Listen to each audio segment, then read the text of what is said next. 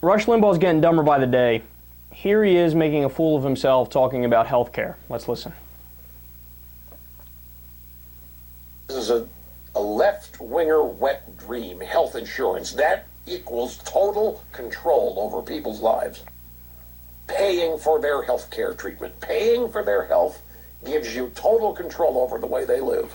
You own them. They will do whatever you tell them to do, and they won't do whatever you tell them not to do.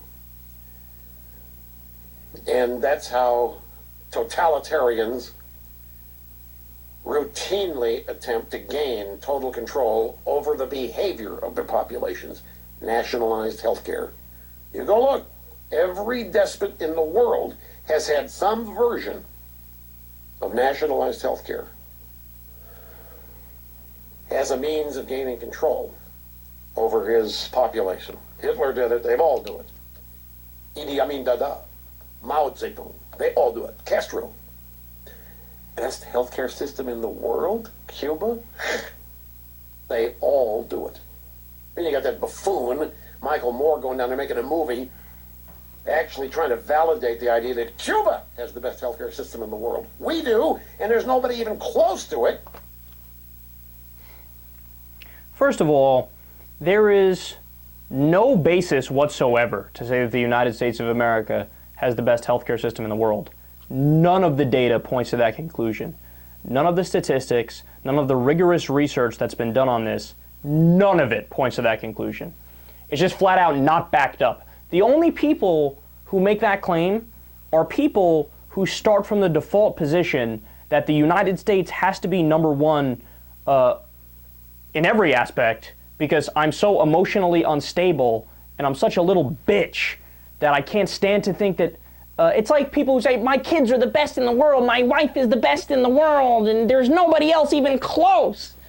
No, that's not true. Just because it's yours doesn't mean it's the best. There's ways to actually measure these things. So Rush Limbaugh, it's a visceral response for Rush Limbaugh. It has to be number one because I love America, and America is number one in everything, ever, ever, ever. But you'd have to be stupid to say that.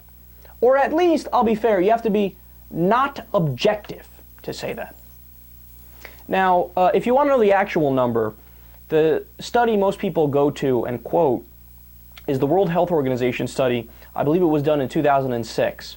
The United States of America ranks number 37 in the world in healthcare. So it's not even close. It's not even like, oh, you know, we were number one, but we slipped to 4 because we had an off year or whatever. No. 37. 37. You know what we're number one in?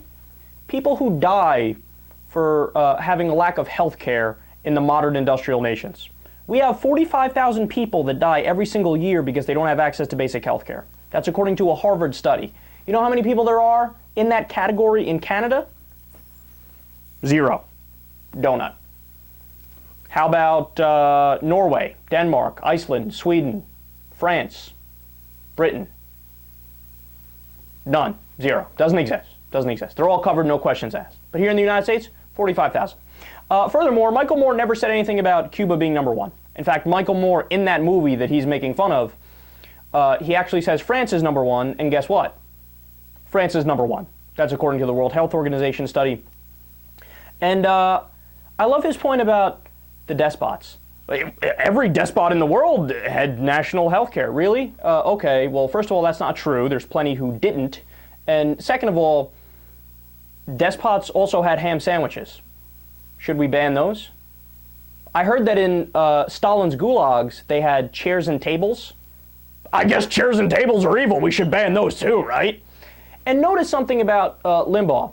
He never connects the dots when he makes that broad statement that, well, they want to do national health care to control every aspect of your life. Now, when I make an accusation about people in power, so for example, I often say that the Democrats and the Republicans are corrupt. But you know why I say that? Because they're corrupt, and I demonstrate how they're corrupt to you. Hey, look at these numbers. ExxonMobil gave X amount of money to this Republican voted for the $4 billion in subsidies to ExxonMobil.